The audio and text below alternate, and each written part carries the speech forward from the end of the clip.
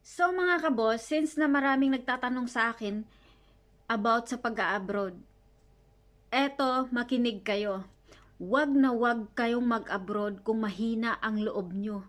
At wag na wag din kayong mag-abroad kung madali kayong sumuko. Dahil dito sa ibang bansa, sobrang hirap. Pero wala kang choice kundi ituloy ang kontrata mo. Kasi nakakontrata ka eh. Hindi pwedeng sumuko. Dito sa ibang bansa, dapat malakas ang loob mo. Dapat lagi kang handa sa lahat ng problema na dumating sa buhay mo.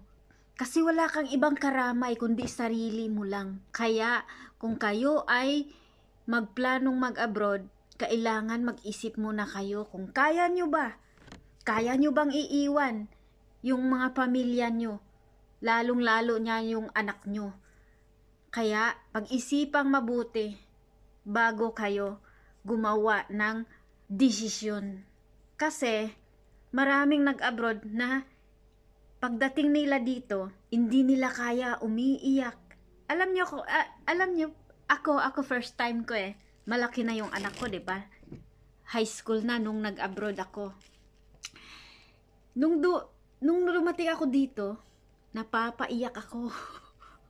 Kasi hindi ko alam eh. Oo, trabaho. Alam natin. Alam natin magtrabaho kasi sanay na tayo eh. Galing tayo sa hirap eh. Pero yung mga tao na yung makikisama ka sa ibang tao na hindi mo kilala. Tapos hindi ka marunong magsalita ng language nila. Ang hirap eh. Yung alam natin na English, only basic lang. Kaya, okay, nandito na tayo eh. Basic. Basic ang salita. So, ang salita din nila ay basic lang. So, naintindihan mo. Pero, hindi mo maano yung feelings mo. Kung gaano kahirap na bakit ako nag-abroad, bakit ako lumipad dito na ganito pala kahirap mag-isip. Kaya kung gusto nyong mag-abroad, pag-isipan nyo ng mabuti. Okay? Thank you.